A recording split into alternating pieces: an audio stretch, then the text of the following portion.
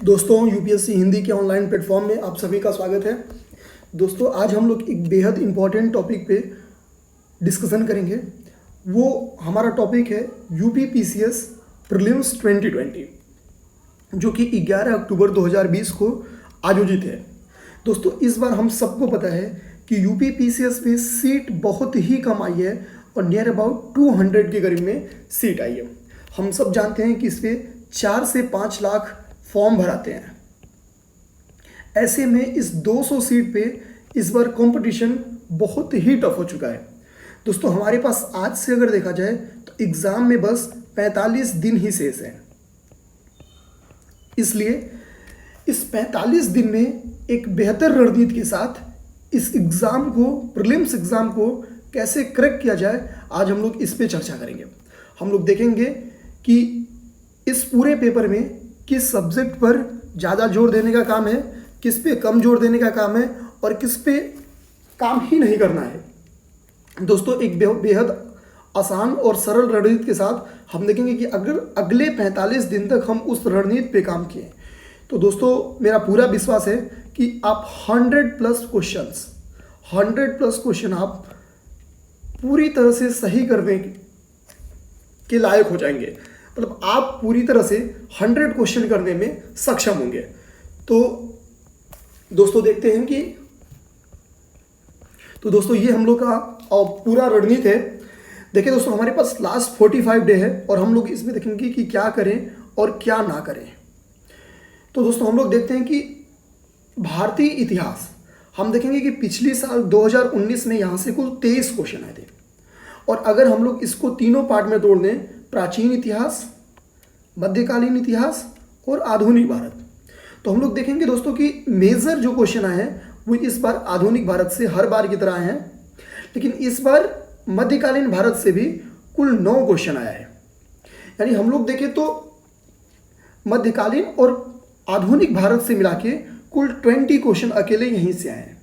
यानी दोस्तों, अगर हम लोग जिसका खास तौर पे इतिहास कमजोर हो वो चाहे तो प्राचीन भारत को इग्नोर कर सकता है, या अगर वो एक आध टॉपिक इसका पढ़ना चाहे तो वो बौद्ध और जैन धर्म और 800 से 200 बीच की जो सामाजिक स्थिति है ये उसको पढ़ सकता है। बौद्ध और जैन धर्म इस बार बेहद इंपॉर्टेंट इसलिए भी है क्योंकि पिछली बार यहाँ से क्वेश्चन ना के बराबर आए थे। तो दोस्तों, मध्यकालीन भारत में हम लोग देखें तो पिछली बार दिल्ली सल्तनत से 4 क्वेश्चन थे और मुगल साम्राज्य से 5 क्वेश्चन थे। तो दोस्तों हर बार ये ट्रेंड रहा है कि मध्यकाल से केवल दिल्ली सल्तनत और मुगल साम्राज्य, इन 2 ही टॉपिक से क्वेश्चन आते हैं।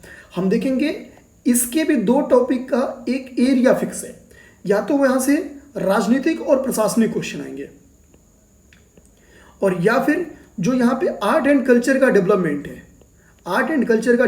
है वो आएगा। जैसे बुक्स आ सकता है, पिछली बार टोटल 2 क्वेश्चन ऐसे आए थे मध्यकालीन भारत से, जिसमें अभी रिसेंट में बीईओ का भी हम लोग पेपर देखें तो वहां से भी हम लोग यही पाएंगे कि पूरे के पूरे क्वेश्चन राज्य प्रशासन से, प्रशासनिक व्यवस्था से और आर्ट एंड कल्चर का जो वहां पे डेवलपमेंट है, मध्यकालीन भारत में केवल और केवल क्वेश्चन का यही इतना रेंज है। यानी दोस्तों हम लोग मध्यकालीन भारत तो पढ़ेंगे, लेकिन आप लोग ज़्यादा से ज़्यादा फोकस दिल्ली सल्तनत पे और मुगल पीरियड पे करिए। इसके अलावा आप गौड़ है, बाकी आप चाहें तो पढ़ सकते हैं, अगर समय रहे, नहीं तो आप छोड़ सकते हैं। यानी दोस्तों अब तक हम लोग किया कि बौद्ध और जैन धर्म, साथ ही में 800 से 1200 बीच की जो राजनीतिक सामाजिक स्थिति है उस पर एक बार ध्यान दे लेंगे। अब बात आती है दोस्तों मॉडर्न इंडिया की। मॉडर्न इंडिया से इस बार कुल 11 क्वेश्चन आए थे। हम लोग देखें दोस्तों तो इस बार जो स्वतंत्रता संग्राम और राष्ट्रीय आंदोलन से क्वेश्चन थे, तो स्वतंत्रता संग्राम और राष्ट्रीय आंदोलन से क्वेश्चन पूरे मॉडर्न इंडिया का लगभग जो भी क्वेश्चन आया था उसका 80% क्वेश्चन, लगभग उसका 80% भाग हम देखेंगे तो वो स्वतंत्रता संग्राम और राष्ट्रीय आंदोलन से आता। दोस्तों स्वतंत्रता संग्राम और राष्ट्रीय आंदोलन से अगर हम पूरा देखें तो जो हमारा सामाजिक धार्मिक सुधार आंदोलन हुआ था, क्वेश्चंस वहां से थे। दोस्तों सामाजिक धार्मिक सुधार आंदोलन में हम बेसिकली देखेंगे जो संगठन बने थे और जो उस ड्यूरेशन में सुधार आंदोलन हुए थे। हम लोग बस इस 2 चीज का ऑर्डर तैयार कर लेंगे और संस्थापक का नाम याद कर लेंगे। बेसिकली क्वेश्चन यहीं से इसी पे रहेगा, या तो ऑर्डर बेस्ड क्वेश्चन आएगा या फिर इस पे आएगा। अब दोस्तों हम लोग आगे अगर आ जाए तो राष्ट्रीय आंदोलन में तो हम लोग 1857 देख सकते हैं। 1857 पे क्वेश्चन दो टाइप से आ सकते हैं। क्वेश्चन ये आ सकता है कि जो इस समय के हमारे स्वतंत्रता सेनानी थे, जो फाइटर्स थे हमारे, वो उनकी पोजीशन पे क्वेश्चन आ सकता है कि बंगाल एरिया से कौन था, यूपी के लखनऊ से कौन था, कानपुर से कौन था, कुछ इस टाइप के क्वेश्चंस आ सकते हैं। या फिर 1857 की कुछ रिजल्ट्स कैसे हुए। बेसिकली इस ड्यूरेशन में क्वेश्चन एरिया बेस्ड आते हैं कि इस एरिया में, जैसे कि बिहार में किसने संभाला, यूपी के लखनऊ में किसने संभाला, कानपुर में किसने संभाला, इलाहाबाद में किसने संभाला, प्राय क्वेश्चन इस बेस्ड के रहेंगे। यानी हम लोग थोड़ा सा 1857 को अच्छे से देख लेंगे। थर्ड, उसके बाद से अगर हम लोग इस एरिया की बात करें तो हम लोग गांधीयन मूवमेंट को बिल्कुल नहीं भूलेंगे। गांधीयन मूवमेंट से हम देखेंगे कि हर साल कम से कम 3 से 4 क्वेश्चन रहेगा। इसमें 2 क्वेश्चन तो ऑर्डर पे रहेंगे, खासतौर पे जो गांधी के मूवमेंट्स हैं या उस ड्यूरेशन में जो थोड़े और डेवलपमेंट्स हैं। गांधीयन मूवमेंट्स में हम लोग ध्यान रखेंगे केवल गांधी से रिलेटेड नहीं, डेवलपमेंट जो और भी डेवलपमेंट है, जैसे हम देखेंगे कि स्वराज पार्टी बना, जो और भी उस ड्यूरेशन में गदर आंदोलन हुआ, तो वो सब, तो हम लोग उसके साथ साथ जो पार्ट में जो भी और अन्य चीज़ें चल रही हैं उसको भी देखते रहेंगे, क्योंकि यहाँ से पूरी संभावना है कि क्वेश्चन ऑर्डर बेस्ड आएगा ही आएगा। ऐसे में गांधीयन मूवमेंट को इग्नोर नहीं करेंगे। साथ ही साथ देखिए दोस्तों, इसमें हम लोग यूपीएससी हिंदी के चैनल पे हम लोग एक प्लान लेके आ रहे हैं कि हम लोग पिछले 20 साल की क्वेश्चन का, जितनी भी हिस्ट्री के प्राचीन भारत से, मध्यकालीन भारत से और आधुनिक भारत से क्वेश्चन आए रहेंगे, उनका हम लोग विस्तृत चर्चा करेंगे। तो दोस्तों जो छूटा हुआ थोड़ा टॉपिक रहेगा वो हम लोग बैक ईयर क्वेश्चन में खुद हम लोग आपको डिस्कस करा देंगे। आप लोग चाहें तो अब नेक्स्ट टॉपिक हम लोग आते हैं विश्व का भूगोल और भारत के भूगोल की पिछले दिनों में क्या पोजीशन रही है यूपीपीसीएस के एग्जामिनेशन में। दोस्तों अगर हम लोग देखें तो यूपीपीसीएस के एग्जामिनेशन में पिछले दिनों में जो विश्व के भूगोल था वहां से 13 क्वेश्चन आए थे और भारत के भूगोल से 10 क्वेश्चन आया था। इस टॉपिक से पिछली बार का ऐसा था कि दोस्तों 98% क्वेश्चन यहां से फैक्चुअल थे। 1-2 क्वेश्चन छोड़ दें तो मैक्सिमम क्वेश्चन भूगोल के फैक्चुअल ही थे।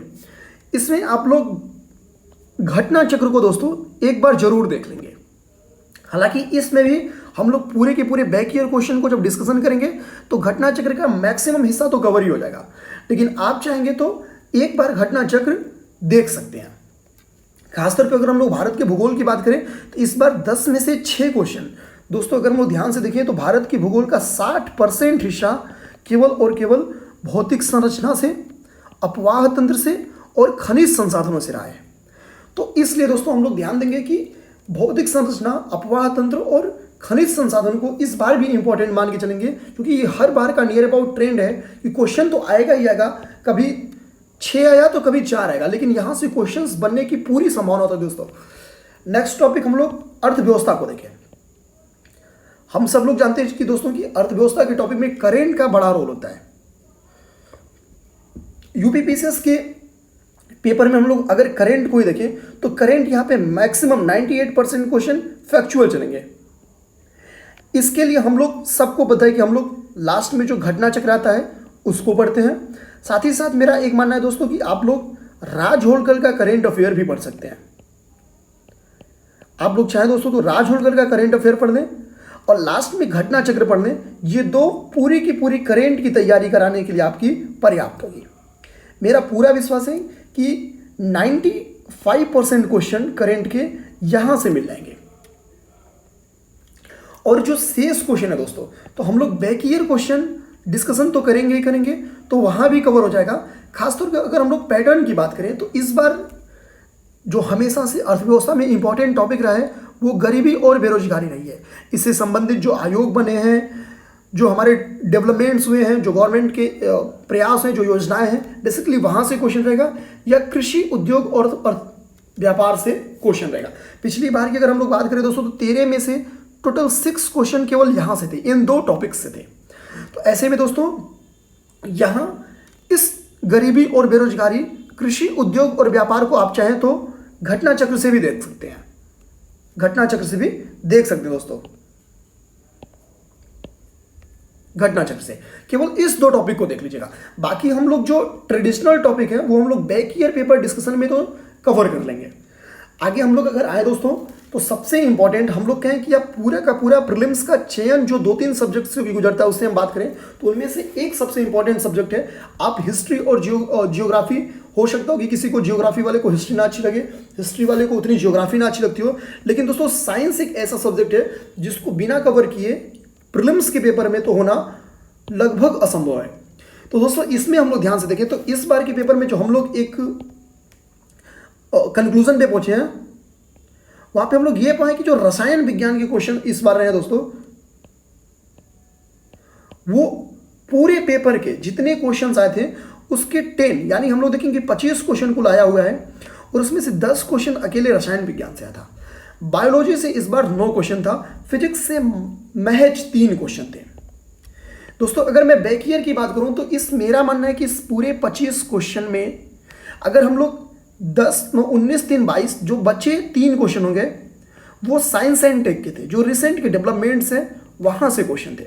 तो अगर इन 3 क्वेश्चन को छोड़ दें और हम लोग टोटल 20 से 22 क्वेश्चन जो ट्रेडिशनल आए थे उस पर अगर हम लोग फोकस करें दोस्तों तो इसमें से 17+ क्वेश्चन, मेरा पूरा विश्वास है दोस्तों, मैं मिला के देख भी चुका हूं, वो बैक ईयर का था।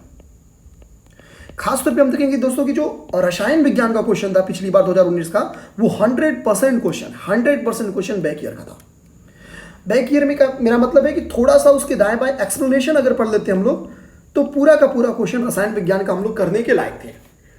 तो दोस्तों हम लोग इसलिए इस बार साइंस की इंपॉर्टेंस को देते हुए हम लोग बैक ईयर क्वेश्चन को डिस्कस करेंगे। हालांकि मेरा एक मानना है दोस्तों कि आप लोग इसका घटना चक्र जरूर पढ़ लेंगे, जबकि अगर हम लोग बैक ईयर क्वेश्चन करेंगे तो मैक्सिमम हिस्सा 90% क्वेश्चन तो हम लोग घटना चक्र का बैक ईयर में डिस्कशन कर ही लेंगे, लेकिन जो 10% क्वेश्चन बचा हुआ रहेगा हिस्सा दोस्तों आप उसको घटना चक्र से एक बार सरसरी निगाह से जरूर देख लेना, क्योंकि यहां से मैक्सिमम क्वेश्चन आपको मिल जाएंगे। बैक ईयर पेपर डिस्कशन जो यूपीएससी हिंदी के चैनल पे कराया जाएगा और जो घटना चक्र आप लोग केवल इसको देख लेना है, बाकी हम लोग सारी डिस्कशन बैक ईयर क्वेश्चन का करा देंगे। दोस्तों पॉलिटी, दोस्तों दूसरा जो पेपर आपका पूरा चयन होकर निकलेगा वो पॉलिटी है।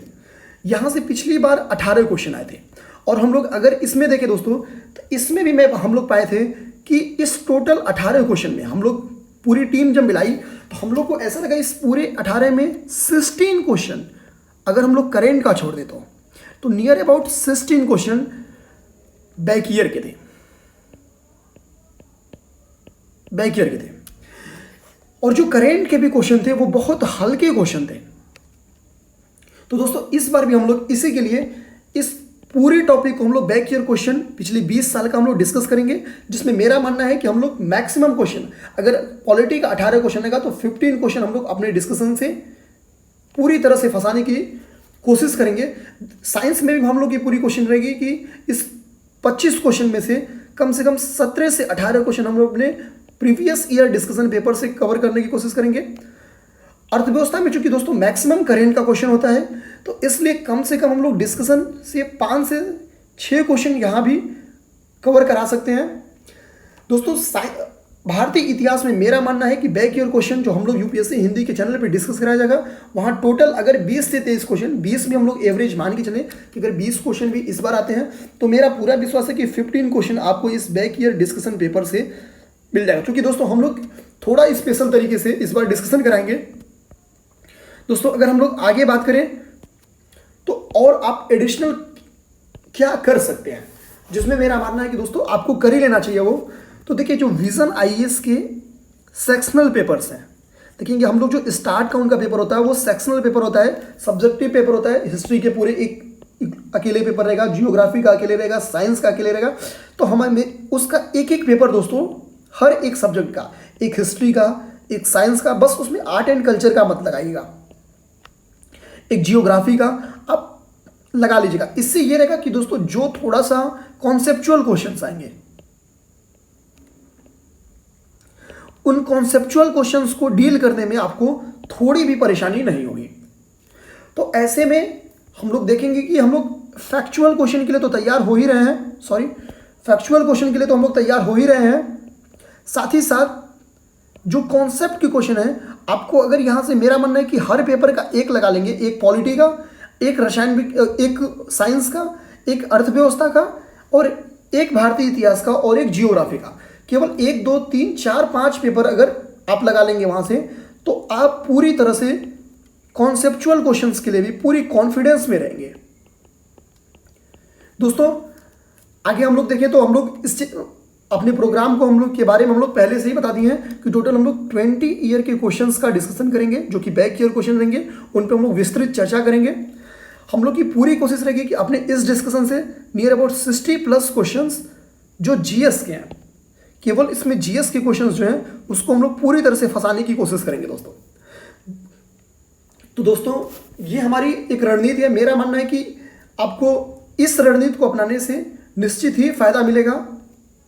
और साथ ही साथ दोस्तों यूपीएससी हिंदी के प्लेटफॉर्म पे एक आंसर राइटिंग बैच चलाया जाता है। तो उस आंसर राइटिंग प्रोग्राम में दोस्तों, उस आंसर राइटिंग की जो प्रोग्राम हम लोग की होती है उसमें हम लोग क्वेश्चन के माध्यम से, क्वेश्चन आंसर्स के माध्यम पूरे जीएस को कवर कराएंगे। दोस्तों इसका पहला बैच अगस्त से स्टार्ट हो चुका है, वो चल भी रहा है, और इसकी न्यू बैच जो है वो अक्टूबर से स्टार्ट होगी। यूपीपीसीएस के प्रीलिम्स का पेपर जब खत्म होगा उसके विद इन 1 वीक हम लोग इसको स्टार्ट करेंगे। तो दोस्तों आप में से जो भी लोग इंटरेस्टेड हो इसके लिए, वो हमको इस कॉन्टैक्ट पे